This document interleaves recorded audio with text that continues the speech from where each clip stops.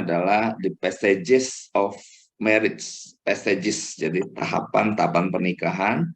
Nah, maksudnya apa? Maksudnya adalah bahwa dalam tahun-tahun pernikahan yang kita lalui, oke, ini menurut satu penyelidikan, memang ini dari Amerika, dan memang kita mengerti mereka riset ya, jadi dari banyak sekali pasutri yang kemudian ikut dalam riset mereka, mereka kasih kuesioner, lalu apa sih yang terjadi di dalam tahun-tahun pernikahannya, dan kemudian memang sampai akhirnya dijadikan sebuah teori itu karena mereka menemukan adanya kemiripan-kemiripan begitu Bapak Ibu ya.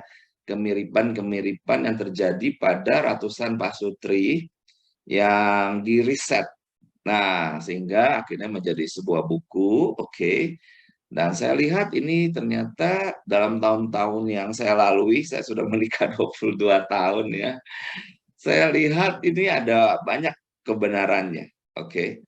Sehingga saya mau men-sharingkan hal ini supaya kiranya setiap kita boleh mengerti, memahami, dan kemudian boleh memenangkan setiap tahapan-tahapan yang kita hari ini sedang berada, begitu ya. Nah, jadi ini bukan umur kita ya, tetapi ini usia pernikahan. Jadi umur pernikahan begitu ya, Bapak Ibu ya. Nah, apa sih? Coba kita lihat di sini, yaitu dibagi dari 1 sampai 2 tahun itu disebut young love, di mana itu cinta masih muda, masih kuat. Lebih dalamnya nanti saya akan sharingkan. Dan kemudian berlanjut ya pernikahan itu ya, 3 sampai 10 tahun disebut realistic love. Jadi di mana kasih itu, cinta itu mulai menjadi real. Aslinya diri kita itu keluar ya, nampak gitu. Nah, ini pastinya mendatangkan akan problematika, tantangan, kesulitan ya. Dan banyak riset juga menyatakan bahwa dari penyelidikan-penyelidikan, fakta-fakta, perceraian paling banyak terjadi di 3 sampai 10 tahun pernikahan ini. Begitu. Nah, kalau sebenarnya Pak Sutri itu bisa memenangkan akan 3 sampai 10 tahun ini ya, berbagai masalah karakter, masalah keuangan, masalah adaptasi, masalah anak-anak. Nah, maka 11 sampai 25 tahun sebenarnya ini disebut comfortable love. Di mana sebenarnya suami istri itu sudah mengerti kelemahannya masing-masing ya. Tetapi ada kata love ya. Walaupun aku mengerti kelemahanmu, aku tetap mengasihimu, gitu ya, sudah comfort begitu. Demikian juga pasangan melihat kita, kita kan tidak lepas dari kebodohan, kelemahan, keterbatasan. Kita juga suami istri sudah jatuh dalam dosa, tapi puji Tuhan ada Tuhan Yesus yang sudah mati, bangkit dan hidup bagi kita. Artinya di sini Pak Sutri itu mempraktekkan ya prinsip-prinsip kebenaran firman Tuhan sehingga bisa memasuki 11 sampai 25 tahun ini walaupun mengerti kebenaran itu, banyaknya kelemahan pasangan tetap bisa menerima apa adanya. Maka menjadi comfort. Nah, kalau tidak bisa menerima, ya terjadi perpisahan, terjadi divorce begitu ya. Nah, kemudian 26 sampai 35 tahun pernikahan itu disebut renewing. Kenapa? Karena ini memang sudah berdua lagi loh. Ya, suami istri itu sudah berdua lagi di mana anak-anak sudah menikah, sudah meninggalkan rumah. Sehingga bagaimana ya kira-kira hubungan suami istri ini? Masih dekatkah? Kalau telah memenangkan tahapan sebelumnya, pasti ada renewing ya, kasih yang renew, yang baru itu. Tapi kalau tidak, waduh ini mengerikan juga. Kemarin tahun lalu ya, pada 2 tahun lalu itu Bill Gates itu kan bercerai di usia pernikahan 27 ya. Jadi di 27 tahun pernikahan bercerai, bayangkan. Dan itu artinya masalah-masalah di tahun-tahun sebelumnya itu tidak berhasil mereka atasi. Dan akhirnya mereka pada satu posisi yang unknown, bingung gitu, ini mau gimana ya? Kok rasanya udah nggak nyaman, padahal dulu rasanya dekat, bahkan anak-anaknya ada 3. Bayangkan dari buah cinta kasih, udah lahir anak 3. Tapi secara relasi, rasanya udah tidak seia sekata ya. Akhirnya mereka memilih untuk berpisah, begitu. Nah, sehingga kita mengerti memasuki tahun-tahun yang Tuhan anugerahkan kepada kita, harusnya tahun-tahun ini terjadi dalam keadaan yang positif. Tetapi karena dosa, masalah, kita bisa bergerak ke arah yang lain ya. Nah, 36 tahun ke atas, bayangkan Bapak Ibu, kalau kita menikah umur 30, berarti ini udah umur 66 ya, ke atas. Waduh, transcendent love artinya kita mungkin udah mulai sakit-sakitan, kita udah mulai banyak sekali masalah di dalam, ya kita mungkin ada orang-orang yang menjadi makin lemah ya.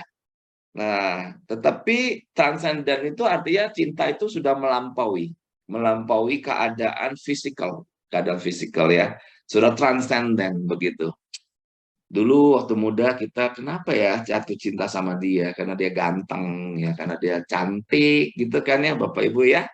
Nah, tetapi ini sudah tua nih kita nih. Ya, kita sudah tua, udah keriput nih. Sudah banyak kelemahan nih, tetapi tetap mencintai. Luar biasa loh. Bapak Ibu, kalau kita bisa melewati tahun-tahun ini sampai maut itu memisahkan ya. Seperti janji kita waktu kita menikah dulu kan, aku akan mengasihimu, istriku, suamiku, dalam keadaan baik, tidak baik, senang, tidak senang, bahagia, tidak bahagia, sehat, ya kan? Ataupun sakit, dalam setiap keadaan aku mengasihimu, mengambil engkau menjadi istriku, atau istri berkata mengambil engkau, suamiku, menjadi suamiku, sampai maut itu memisahkan. Bayangkan ya.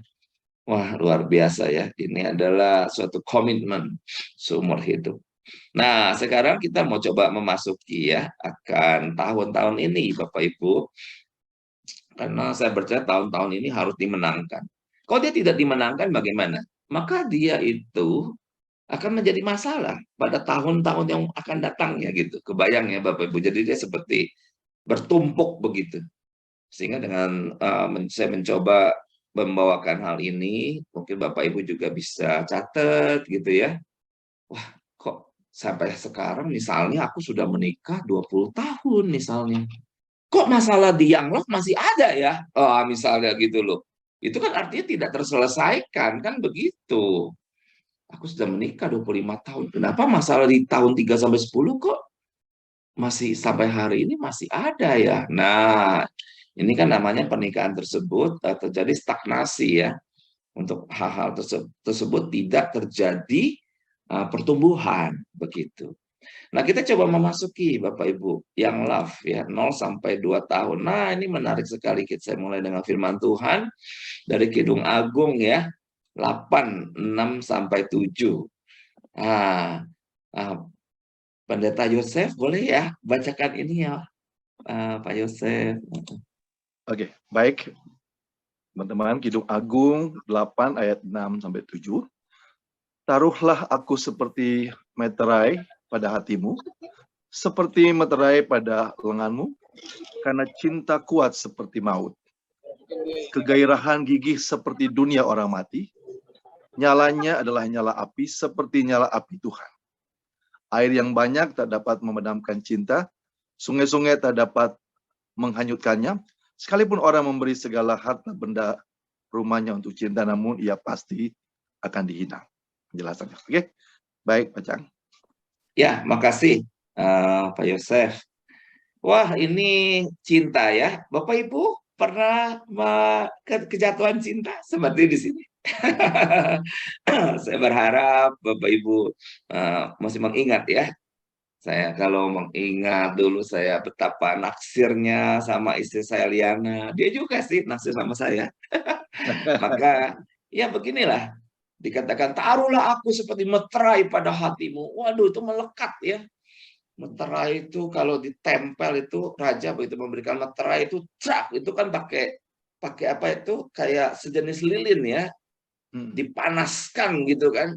Itu udah kalau mau dicopot ya pecah semuanya. Ya artinya dia begitu melekat itu melekatnya lekat gitu. Ya, kalau mau dipisah, waduh, pecah. Ya kertasnya pecah ya meterainya jebol. Makanya tanda meterai itu kan sebenarnya tidak untuk dibongkar ya. Artinya yang nanti membongkarnya adalah yang menerima kan. Kalau itu adalah surat, betul ya. Sehingga yang kalau yang pengirim surat bisa kasih lihat surat itu telah dimeterai gitu. Yang menerima raja, oke, ini belum ada yang buka. Ini masih secret, cuman saya. For my eyes only. Harus dia bongkar meterai itu. Zrek gitu kan. Baru dia baca surat ya yang dibawa saat itu mungkin dengan berkuda ya gitu kan, dikawal tentara, dibaca. Oke. Rupanya mengajak bersekutu ini untuk berperang melawan siapa, begitu misalnya ya. Nah, jadi meterai itu seperti itu. Kalau di sampai jatuh cinta ya, Bapak Ibu ya, begitu terpisah hati ini rasanya runtuh ya. Tapi kalau melekat rasanya riang gembira. Luar biasa ya.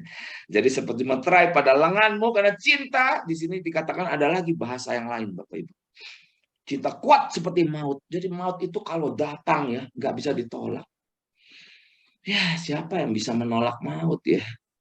Begitu datang ya sudah, jemput. Masa ada yang bilang, maaf ya, tolong pindah ke tetangga sebelah ya. Saya belum mau ya. Nggak bisa kan? Jadi begitu maut itu datang, tidak bisa ditolak. Nah ini jangan cinta itu kuat seperti maut. Begitu kita kejatuhan cinta, waduh, memang rasanya begitu. Melangsa kalau dia tidak ada. Bahagia kalau kita ketemu dia ya. Nah lalu kegairahan gigi seperti dunia orang mati. Nyalanya adalah nyala api, seperti nyala api Tuhan. Ingin membayangkan betapa kuatnya jikalau itu api ya, membakar sedemikian sampai habis. Lalu dikatakan air yang banyak tidak dapat memadamkan cinta. Sungai-sungai tidak dapat menghanyutkannya. Sekalipun orang memberi segala harta benda rumah untuk cinta, namun dia pasti akan dihina. Artinya ini adalah cinta yang very emotional ya, sangat emosional. Sehingga secara rasio ini memang sukar sekali dipahami.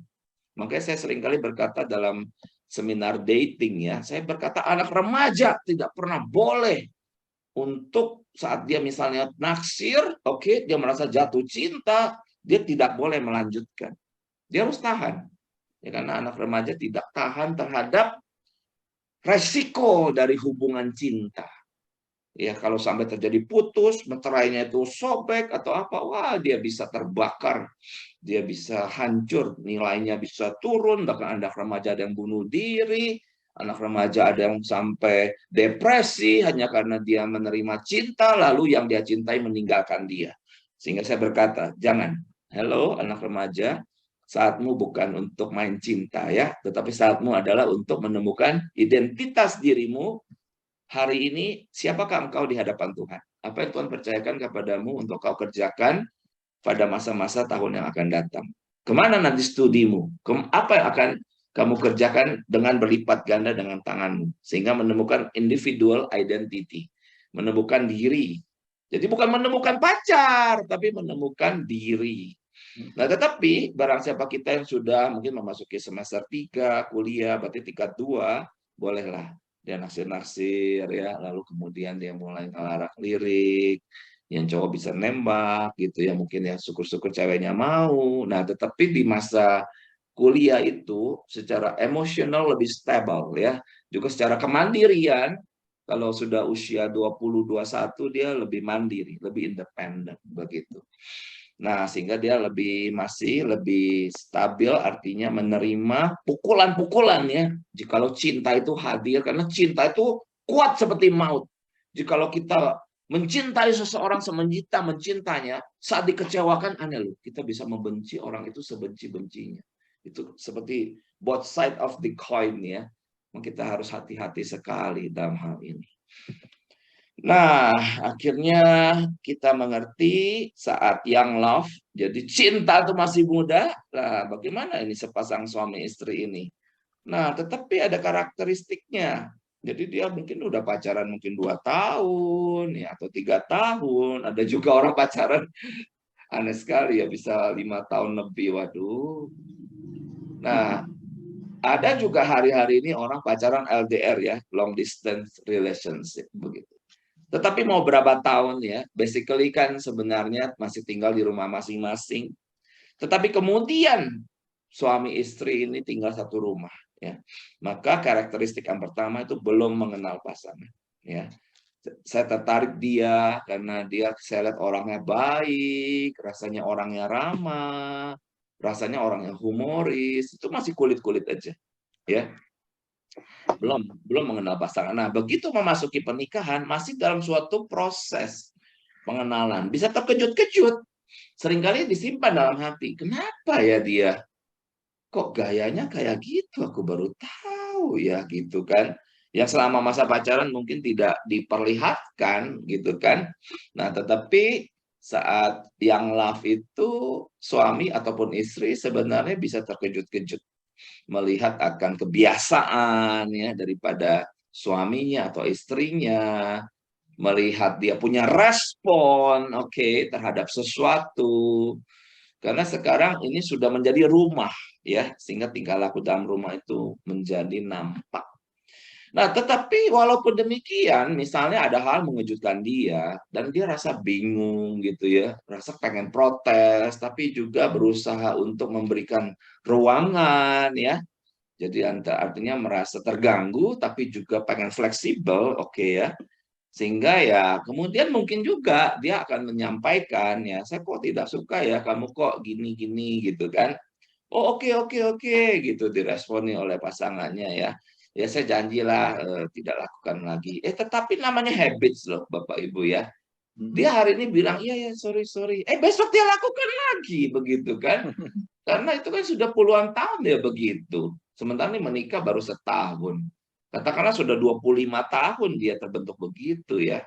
Dan sekarang dia ada protes dari suaminya atau istrinya tentang sesuatu dan dia mau berubah, tetapi tidak kuasa. Balik lagi ya balik lagi. Nah, sehingga di sini yang nomor 2, cinta itu masih kuat saya katakan.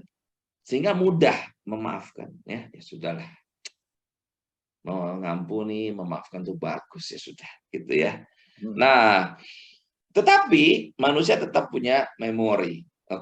Dan manusia mengingat segala sesuatu. Jikalau terlalu banyak hal-hal buruk yang dirasakan, nanti kalau masuk ke realistic love ya, kita akan lihat tuh di usia 3-10 tahun itu nanti bisa meledak. Kalau tidak dicoba kita untuk manage ya. Nah, yang ketiga, bergumul akan kebiasaan-kebiasaan dari rumah orang tua dengan penyatuan suami istri gitu. Ya bagaimanapun kita ada kebiasaan-kebiasaan dari rumah kita ya. Ya kayak dulu ya. Saya tuh kalau masuk rumah ya, itu saya pakai sepatu loh, Bapak Ibu ya. Nah, tetapi kalau istri saya masuk rumah itu dia sepatu taruh di luar. Jadi masuk rumah itu sudah buka sepatu, buka kaos kaki, sudah telanjang kaki lah gitu ya. Nah, satu ketika saat itu saya ingat, jadi saya tinggal di kampus ya. Waktu itu saya kuliah di STT Reform. Nah, aduh, ada jeda kelas. Jadi ada jeda kelasnya masih kuliah MDiv. Aduh, pengen pipis ya, pengen ke toilet. Wah, saya masih pakai sepatu. Saya masuk ke rumah di dalam kampus itu dan istri saya itu masih baru ngepel. Nah, kalau saya dari kebiasaan keluarga istri, pasti yang terjadi saya buka sepatu gitu. Saya buka sepatu karena itu kan habits kan. Buka sepatu, buka kaos kaki, masuk telanjang kaki kan. Tapi ini kan saya yang biasa sekali sebenarnya. Kalau masuk ke rumah dulu saya ingat di rumah itu kayaknya rak sepatu saya malah ada di dalam ya. Gitu, bukan di luar. Karena kalau dulu takut hilang gitu kan. Ini di dalam gitu ya. Jadi saya masuk gitu pakai sepatu tek tek tek tek tek. Istri saya kaget. Hah? Nah, saya buru-buru. Jadi udah saya ke toilet, saya keluar lagi. Jadi tapaknya ada ke dalam sama keluar. Saya bilang, dah, nah aku balik ke kelas ya gitu. Apakah aku merasa bersalah? Tidak, karena itu kebiasaan di rumah aku biasa saja kok. Kan begitu. Tapi bagi istriku yang punya tadi kebiasaan tersebut, dan kedua, dia baru ngepel. Wah tuh bisa kebayang ya.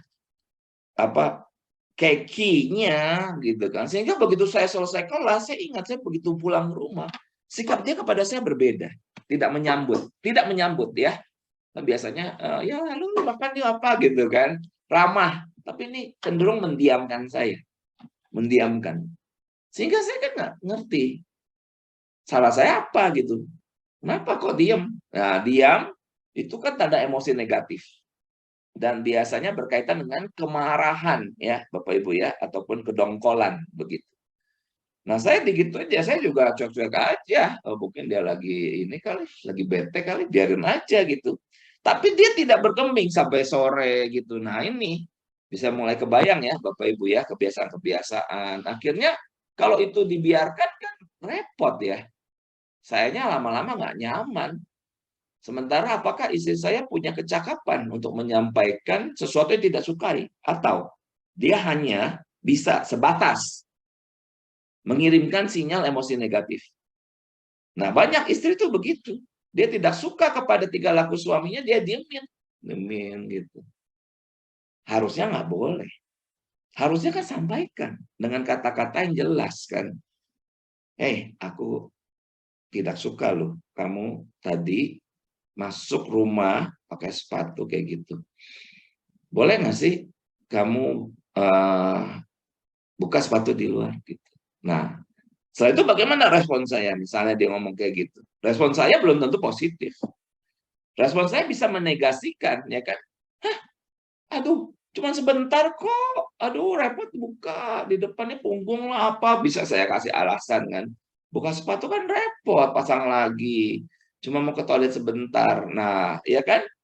Bapak Ibu bisa mulai mengerti sekarang betapa banyak sekali alasan-alasan yang suka kita bisa bangun demi mempertahankan kebiasaan kita. Itu tadi soal sepatu, ya. Ada suami istri ribut juga soal keuangan, di mana suaminya lebih suka bayar cash misalnya. Sementara istrinya selalu cari cicilan 0%, ya kan? Yang artinya dia merasa mendapatkan keuntungan kalau bisa cicil 0% gitu doh. Tapi kan suaminya tidak nyaman, lalu mereka bisa terjadi konflik. Nah, tetapi sekali lagi karena masih young love ya, mungkin mereka konflik hari ini, ya udahlah besok-besok mereka sudah akan baikan lagi, kan begitu. Nah, Bapak Ibu, di sini saya ingin menyampaikan sesuatu ya, di dalam 0 sampai 2 tahun ya, Bapak Ibu ya. Ini kalau kita punya anak ya, yang sekarang mereka baru menikah gitu ya. Mereka pasti mengalami yang tadi saya ngomong gitu. Nah, lalu bagaimana menyatukan mereka nih? Karena isunya adalah penyatuan suami istri versus ego. Ego dari suami lawan egonya istri. Nah, kalau memenangkan ego suami atau ego istri, tidak terjadi penyatuan. Penyatuan itu kan ada yang mengalah. Ya, ada yang mengalah, ada yang mencoba mengerti, gitu-gitu. Oke lah, ini tidak terlalu prinsip bagiku. I will try to following lah. Saya akan cobalah, ikutin lah, gitu kan? Itu penyatuan. Tapi kalau masing-masing kekeh dan dua-dua merasa benar, dua-duanya smart, dua-duanya pinter, waduh, dua-duanya S1 atau S2, apalagi S3, waduh, ini banyak suami istri malah akhirnya tidak pernah, bahkan udah memasuki pernikahan 5 tahun, 10 tahun, 15 tahun masih terus kalau berkomunikasi, berdebat tuh nggak pernah mau ngalah gitu ya. Repot loh. Ini berarti masalah di young love itu terus dibawa bertahun-tahun gitu. Sampai nanti jadinya bosan. Capek ngomong sama kamu. Kamu kok orangnya mau menang sendiri begitu kan. Nah, oleh karena itu saya melihat Bapak Ibu ya, di dalam masa-masa ini penting membangun sistem kehidupan nih. Yaitu kita mengerti ini keluarga yang telah diberkati di gereja, Tuhan hadir ya. Tuhan itu kan bukan cuma opsional ya, dia kan utama ya. Sehingga kita patut loh memberitahu kepada menantu kita itu ataupun anak kita, tanya, anakku, tanya menantu gitu ya. Kalau dia lelaki ya, menantu atau anak lelaki, kalian di rumah itu ada nggak sih membaca firman Tuhan? Nah, itu yang pertama tuh, keintiman dengan Tuhan. Jadi saya percaya suami harus membangun keintiman dengan Tuhan. Karena banyak hal nggak bisa selesai sebenarnya kalau tidak ada Tuhan. Tapi begitu Tuhan hadir, aduh, memberikan kita forgiveness, memberikan kita wisdom, masalah itu bisa selesai. Ya. Jadi ada keintiman dengan Tuhan. Nah, yang kedua adalah membangun family altar. Family altar itu artinya suami istri sebelum ada anak. Mereka sudah membangun sistem kehidupan. Sistem itu kan terdiri dari kumpulan kebiasaan-kebiasaan. Oke. Nah, kalau kebiasaan-kebiasaannya buruk, maka siapapun orang dicemplungin ke keluarga itu akan jadi buruk. Iya. Bahkan ada kumpulan keluarga-keluarga pada suku tertentu, ada kebudayaannya gitu ya, yang orang bisa lihat, lelakinya di sini malas-malas, hanya mabok, main kartu, ya kan? Nah, itu kan adalah sistem. Katakan ada seorang laki-laki dari suku lain dicemplungin ke sana. Kasih waktu sebulan, 2 bulan. Dia kemungkinan besar akan ikuti sistem di situ. Tadinya dia tidak mabok-mabokan. Tadinya dia tidak main kartu. Tapi dia tinggal di situ. Dengan kebiasaan lelakinya seperti itu. Kalau dia tidak punya pertahanan yang kokoh, dalam arti dia bukan seorang lelaki yang takut akan Tuhan, ya, atau dia tidak punya struktur hidup, maka mudah sekali masuk, ya, menjadi sistem gitu. Nah, ini sistem kehidupan sekali lagi terdiri dari kumpulan kebiasaan-kebiasaan. Ada kebiasaan yang baik akan menstimulir pertumbuhan hidup kita. Nah, ada sistem yang buruk. Siapapun dimasukin ke dalam akan nyemplung gitu ya. Nah, ini kita sedang mau membangun akan kebiasaan yang baik. Oke. Apa sih? Nah, ini dua ini. Sekarang ini suami istri, oke, cuman berdua kan. Ya, harap-harap jangan tinggal di rumah mertua ya. Karena kalau ada tinggal di rumah mertua, di situ ada sebuah sistem lagi tuh yang lainnya kan. Dimana kalian yang suami istri baru ini akan dipaksa masuk ke dalam. Nah, sistem ini menjadi lumpuh. Nah, tetapi kenapa Tuhan berkata seorang laki-laki akan meninggalkan ayah dan ibunya? Oke, meninggalkan. Menandakan dia ada kemandirian. Lalu bersatu dengan istrinya dan menjadi satu daging. Keduanya telanjang tapi tidak merasa malu. Artinya ini kesempatan bagi si suami dan istri yang berani diberkati oleh Tuhan di gereja, ya kan? Berarti berani mempertimbangkan dong apa yang Tuhan mau dalam sistem kehidupan mereka 1 kali 24 jam itu. Jadi dari 1 kali 24 jam harus ada menemukan dirinya sendiri ya. Mungkin cuma 5 menit kah, 10 menit, dia baca Alkitab, dia baca firman. Lalu membangun sistem setiap malam sebelum ada anak misalnya, duduk di ranjang suami istri, baca firman, lalu berdoa, saling mendoakan, pegangan tangan, begitu ya. Mendoakan banyak hal yang bisa didoakan dan ditutup di dalam nama Tuhan Yesus Kristus. Karena ada 4 kesatuan yang harus dibangun ya di masa yang love ini. Yang pertama itu kerohanian, ya, kerohanian harus dibangun. Lalu pikiran itu harus dibangun dan disatukan. Lalu emosi juga suami istri harus mengerti apa sih perasaan pasangannya. Apakah suaminya sedang merasakan kekhawatiran di kantor oleh tuntutan-tuntutan dari pimpinan karena dia baru menikah, lalu juga begitu banyak biaya atau apa gitu kan. Itu kan ada emosi yang kita secara jujur, terbuka dan tulus sharingkan. Bukan sharingkan ke semua orang, nggak ada urusannya. Tetapi kita sharingkan dengan orang terdekat. Dan orang terdekat itu adalah suami kita atau istri kita. Nah, dari kerohanian, pikiran, emosi akan lahir satu kehendak. Ini harus dibiasakan. Sepakat, satu kehendak. Karena jikalau 2 orang sepakat, meminta apapun juga kepada Bapa di sorga, ya, maka Bapa di sorga akan mengabulkannya. Yang meminta itu dalam namaku, nama Tuhan Yesus Kristus. Nah, sehingga ini membangun sistem kehidupan, ya. Nah, kita kemudian masuk ke realistic love, ya, Bapak Ibu ya, kita lihat ya realistic love. Nah, ini 3 sampai 10 tahun nih, wah luar biasa. Tadi saya dikatakan di awal ini masa yang tidak mudah. Ya. Banyak sekali. Coba cek deh Bapak Ibu sekarang, ayo. Nah, para artisan itu ya, atau orang-orang yang bercerai gitu, cek. Begitu Bapak Ibu misalnya baca berita sekarang tentang perceraian, cek. Dia bercerainya di tahun keberapa. Coba lihat. Ya, saya ajak Bapak Ibu mulai sekarang menyelidiki kalau lagi baca berita. Nah, banyak kan di tahun-tahun ini. 3 sampai 10. Kenapa? Karena akhirnya ini nih karakteristiknya ya, kita masuk ya. Aduh ya, aduh tuh pakai aduh Bapak Ibu. Kok aku baru tahu kalau pernikahan kok berat sekali gitu kan. Dulu saya pikir menikah dengan dia orangnya baik. Ternyata, nah daftarnya beda-beda nih ya. 10 rumah tangga, 10 ternyata. Ternyata misalnya si istri melihat si suami, ternyata dia anak mami. Dikit-dikit nanya mama, dikit-dikit nanya mama, nggak bisa ya mikir sendiri gitu. Putusin sendiri.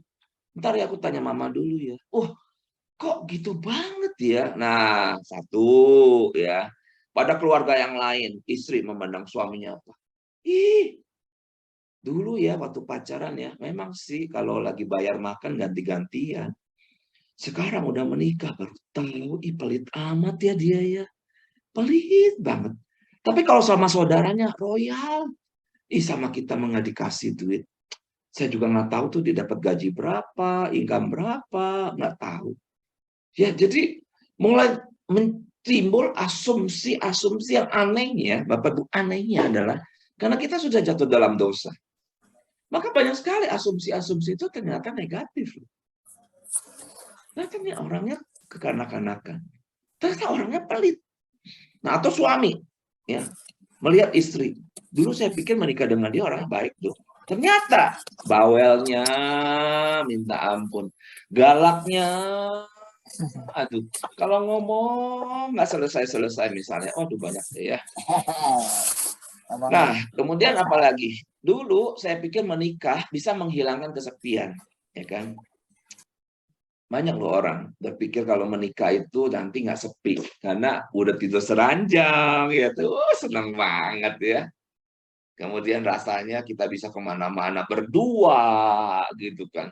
Mungkin kita kebayang ngobrol sampai begadang-begadang sampai malam, begitu. Pokoknya banyak lah tentang menikah itu dua menjadi satu, ide tentang kalau menikah tidak akan lonely, tidak akan kesepian.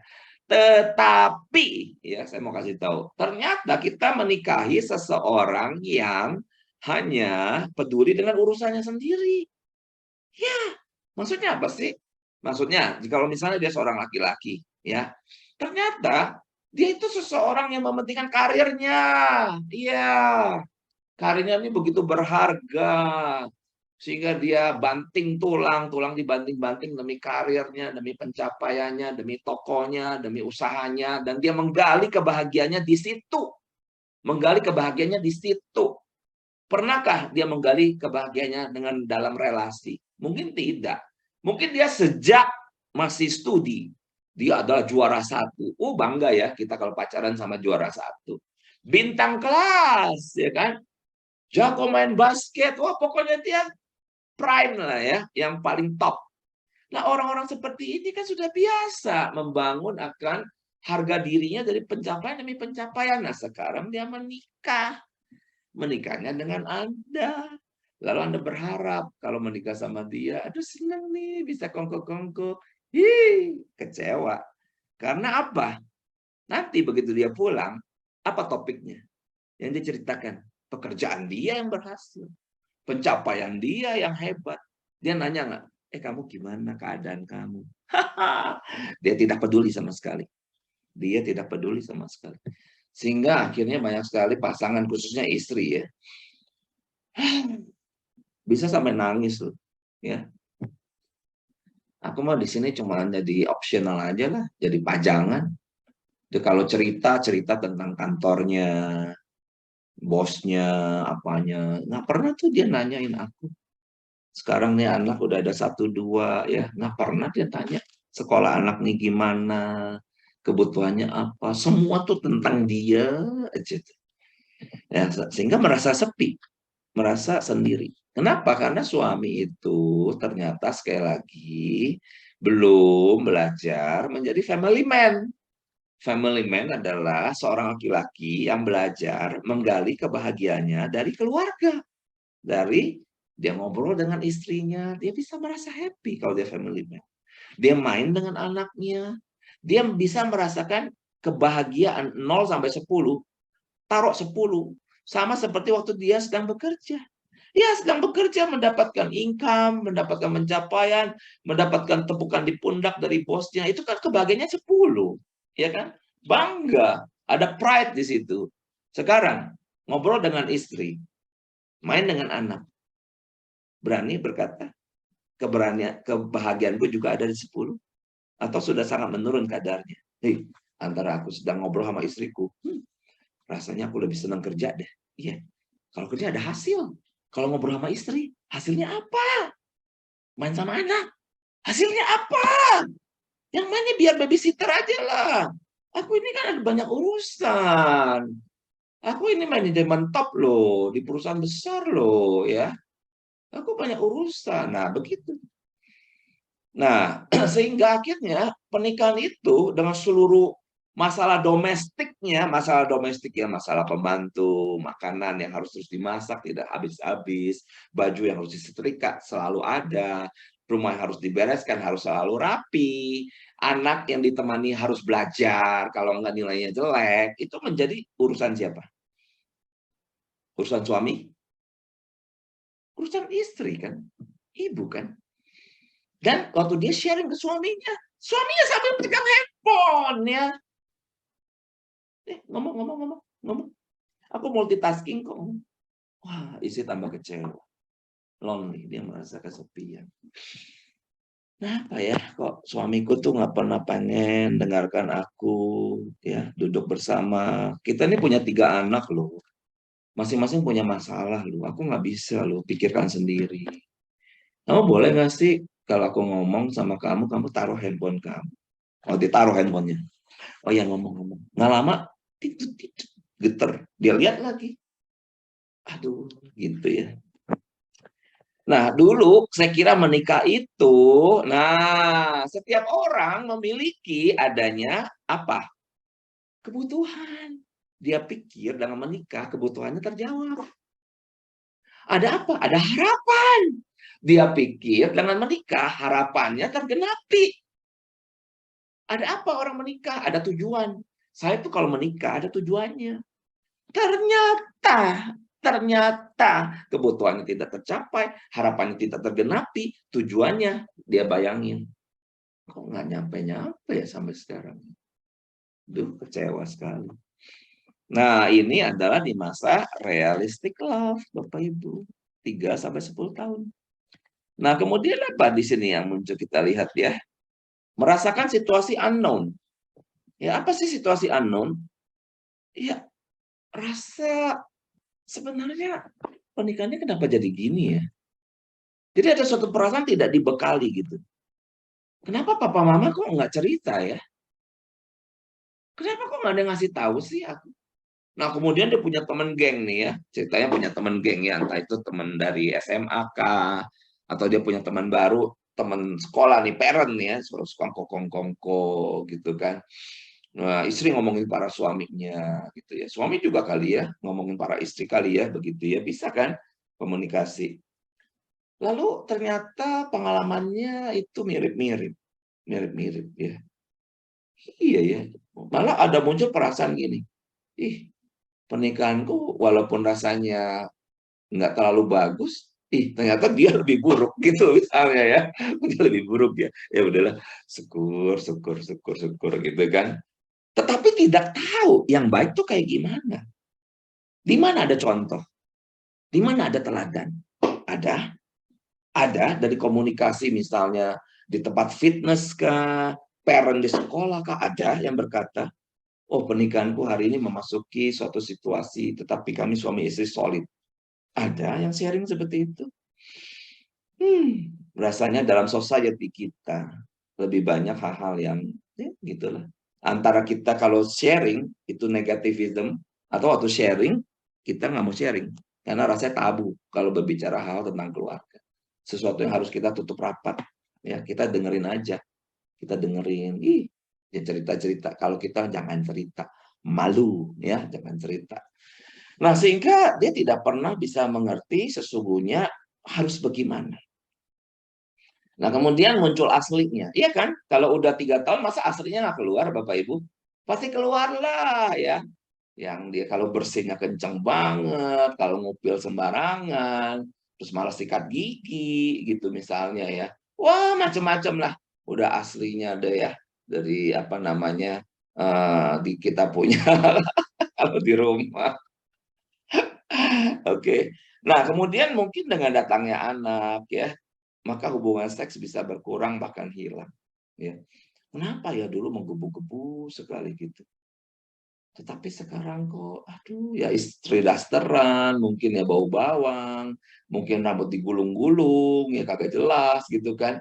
Aduh kok nggak ada appetite lagi ya, jadi bingung lah.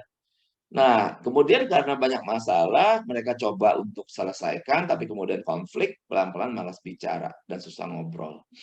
Nah, kemudian ada suatu pertanyaan, apakah masa ini akan begini terus ya? Atau gimana ya? Gitu. Jadi ada bingung, tapi nggak tahu mau gimana. Tuh, ya. Nah, ini akhirnya ujungnya ada dua kemungkinan, ya, Bapak Ibu, di masa realistik ya. Pernikahan emang sulit. Ya udah jalanin aja, mau gimana? Semua orang juga begitu kok, ya. Single ada resikonya, menikah juga ada resiko. Ya resiko segini mah bisalah ditanggung. Ya, tapi sudah tidak ada keindahan. Ya. Padahal menikah itu kan indah, banyak warna-warni. Cuman udah nggak ada lagi warna merah, biru, hijau, ungu, udah nggak ada. Adanya cuma hitam putih, hitam putih, hitam putih, hitam putih, gitu aja kan. Nah, lama kelamaan mulai apatis, gitu kan. Nggak ada rasa, gitu. Nah, atau ada yang kedua, tetap optimis, walau sulit tetap akan berjuang untuk meraih yang terbaik dari pernikahan. Karena menyadari bahwa pernikahan adalah karunia Tuhan yang patut dirawat dan diperjuangkan. Saya selalu percaya Tuhan sumber segala kebaikan. Masakan dalam kebaikannya membuat pernikahan itu akhirnya cuman membuat kita setiap hari merasa terjebak, merasa sukar, merasa sulit, tanpa ada cahaya kemenangan, begitu. Ataupun pernikahan yang begitu baik itu akhirnya hanya menimbulkan kepada kita rasa pesimisme. Rasanya nggak mungkin deh. Nggak mungkin. Begitu? Tidak. Saya percaya. Saya tetap percaya ada optimis ya. Bahwa Tuhan Yesus sudah mati, bangkit dan hidup bagi kita. Maka pasti ada kemenangan. Ada kemenangan. Nah, karena itu saya sangat menghargai Pendeta Yosef Ririmase di GBI Rumah Kasih ini ya. Setiap bulan ada seperti ini. Karena kita perlu dibekali pikiran kita, perasaan kita, tentang hal-hal yang baik tentang pernikahan itu. Tentang pernikahan. Dan saya setelah 22 tahun menikah, saya sampai hari ini tetap optimis ya. Bulan ini Agustus, merdeka. Kita merdeka. Ada yang bertanya kepada saya, pernikahan itu mengikat atau memerdekakan? Kemarin itu ya ada yang WA. Kenapa mengantitesiskan? Kenapa dikontra, mengikat atau memerdekakan? Bagi saya pernikahan itu harus mengikat. Ya. Sama seperti hubungan Kristus dengan kita harus mengikat. Hubungan Kristus dengan kita mau terikat kepada Dia, dan Tuhan telah memberikan dirinya terikat kepada kita. Baru ada kemerdekaan. Demikian juga pernikahan. Saya mengikat diri saya kepada istriku. Istriku juga tidak boleh bebas semau-maunya, ngomong sembarangan atau apapun. Dia pun harus terikat kepadaku. Di dalamnya makanya love itu ada intimacy, ada passion, ada komitmen. Komitmen adalah sebuah bentuk ikatan. Nah, di dalam ikatan inilah kita merdeka.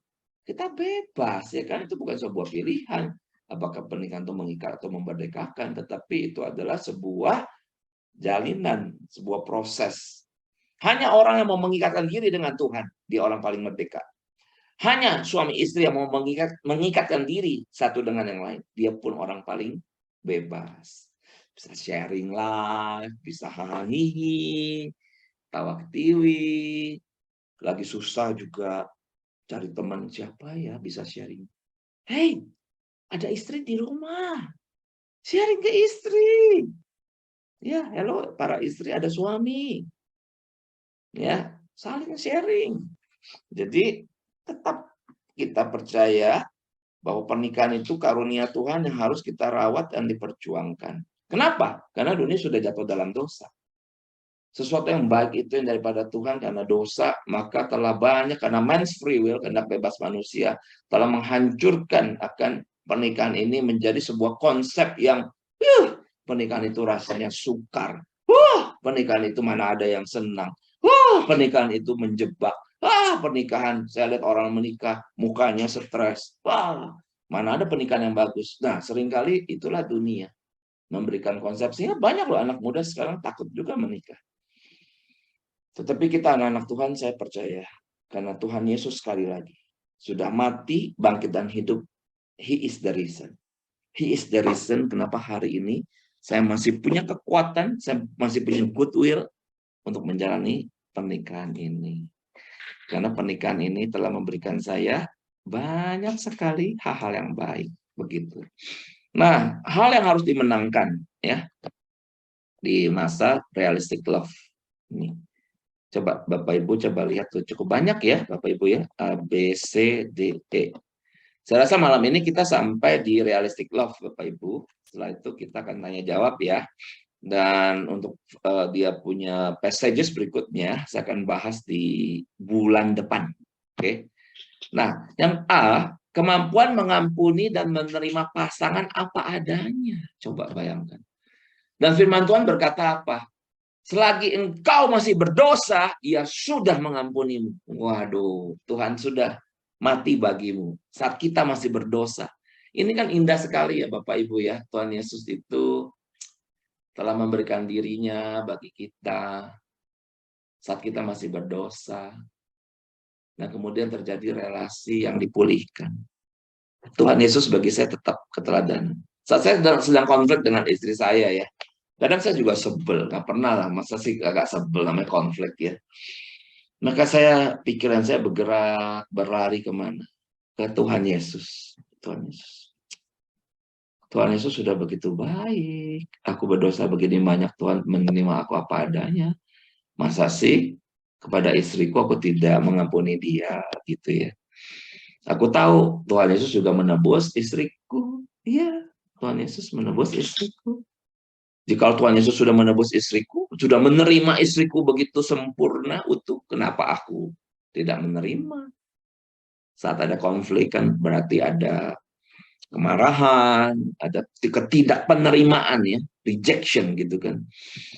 Tetapi kan Tuhan Yesus accept. Jika Tuhan accept, kenapa saya tidak accept? Nah, ini yang A ya. Nah, yang B, kecakapan beradaptasi dan fleksibel dalam situasi yang tidak terkendali. Apa sih situasi yang tidak terkendali? Wah, banyak hal, Bapak Ibu. Pasti Bapak Ibu mengerti kalimat ini yang sudah menikah ya. Kalau masih single mungkin nggak paham ya. Tapi kalau yang sudah menikah, itu kita tahu banyak situasi tidak terkendali. Seringkali kita harus memilih. Ya, seorang lelaki, suami yang harus pergi kerja, atau pagi-pagi itu anak sakit. Sementara dia harus memilih, aduh, ini sudah ditunggu bos nih. Ya, harus dikerjakan, ada presentasi. Anak sakit, dia harus memilih bagaimana. Dia harus beradaptasi, dia fleksibel. Nah, orang yang matang adalah orang yang tidak memilih. Orang yang matang, dia bisa mengerjakan keduanya. Maksudnya gimana? Katakanlah tadi, jadi tabrakan itu adalah ketemu di satu titik ya. Kalau nggak ketemu di satu titik, nggak tabrakan namanya. Maka orang yang matang, dia ngerti, aduh, ini anak mesti bawa ke dokter. Maka siapa yang bawa? Siapa yang bawa? Dia harus pergi ke kantor presentation.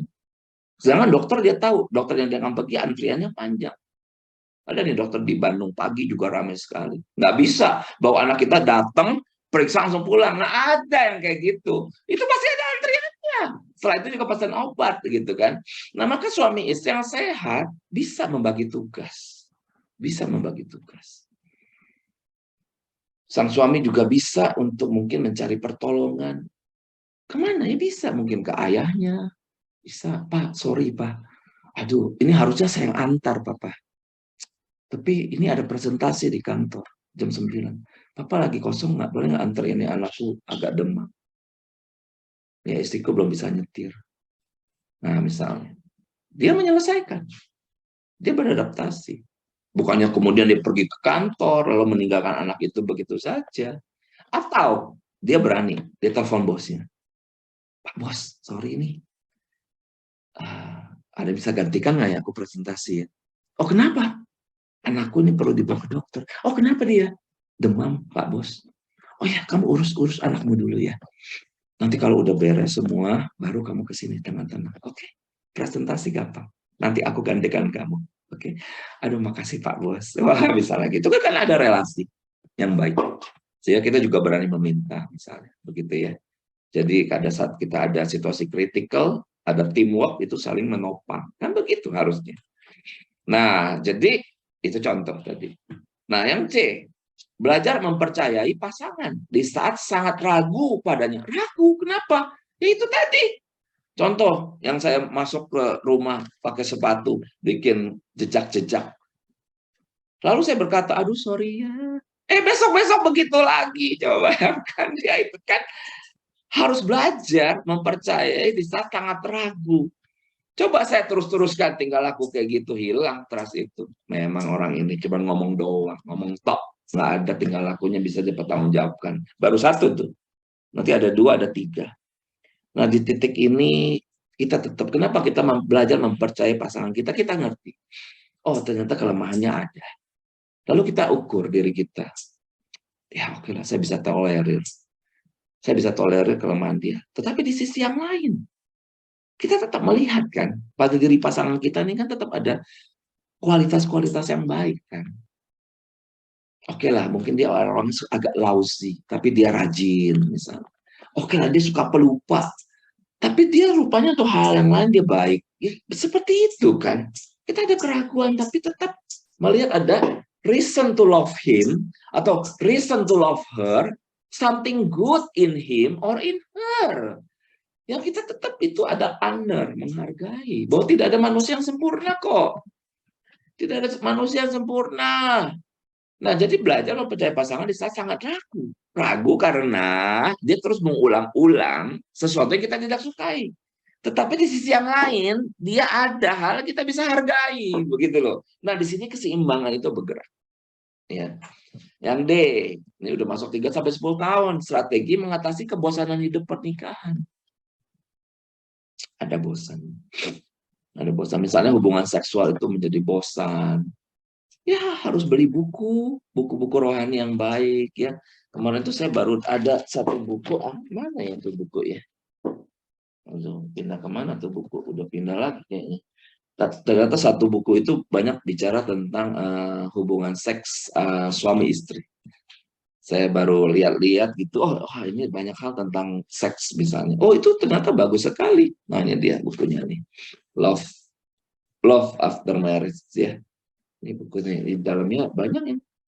Itu kan tulisan bawahnya ya. Perjalanan menuju kesatuan spiritual, emosional, dan seksual yang lebih mendalam. Ya kalau mengalami kebosanan, bacalah buku. Lihat bukunya begitu bagus ya. Saya sebagai hamba Tuhan pun harus belajar. Harus belajar. Jadi supaya warna-warni kehidupan yang tadinya masih tertutup, mulai tersingkap, terbuka. Gitu. Yang keyakinan bahwa tetap akan bersamanya, segelap apapun situasi yang dialami. Ya Bapak Ibu ya. Bahwa inilah komitmen. Ini realistic love. Saya tadi katakan banyak pasutri itu berpisah, bercerai. Tapi kita tidak. Kita anak Tuhan belajar takut akan Tuhan. Tuhan telah menyatukan, ini gelap situasinya, saya tidak mengerti dia. Kenapa saya tiap kali ngomong dengan dia atau konflik? Kenapa hari ini situasi begitu sulit bagi saya? Keuangan kok sulit, kemudian berbagai relasi juga sulit, begitu kan? Sampai hari ini kok kita masih ada dalam keadaan yang tidak stabil. Nah, jadi ini mau kemana nih? Mau kemana? Tetapi apapun keadaan itu, saya katakan di ini, keyakinan bahwa tetap akan bersamanya, segelap apapun situasi yang dialami, karena Tuhan itu hidup. Ya. Nah, memenangkan masa ini, Bapak Ibu, ini bagian terakhir ya, tidak meninggalkan intimacy with God. Tetap gelap, pegang Tuhan lebih erat. Lalu membangun family altar saat anak sudah bisa belajar duduk. Ya, di masa ini anak sudah mulai lahir dan kemudian anak itu tadinya cuman mungkin ya nggak bisa balik gitu kan, tapi pelan-pelan dia 6 bulan gitu dia udah bisa duduk. Nah, family altar yang pernah dibangun dulu saat masih berdua mungkin hilang semasa anak itu sedang Ya begitu anak lahir biasanya family altar bisa hilang. Karena biasa kalau tuh jam 8 malam, ternyata anak itu belum tidur, masih mengganggu kita, gitu kan. Nah, tetapi kalau sistem itu sudah dibangun, begitu anak itu duduk, mulai family altar. Lalu yang ketiga, menjadikan pasangan sebagai teamwork. Musuh bukan pasangan. Suami bukan musuh, istri bukan musuh. Musuh itu setan, iblis. Yang terus kasih kompor ya, api supaya kita itu ribut begitu. Jadi kita jadi sebel sama pasangan kita. Ingat, musuh bukan pasangan kita.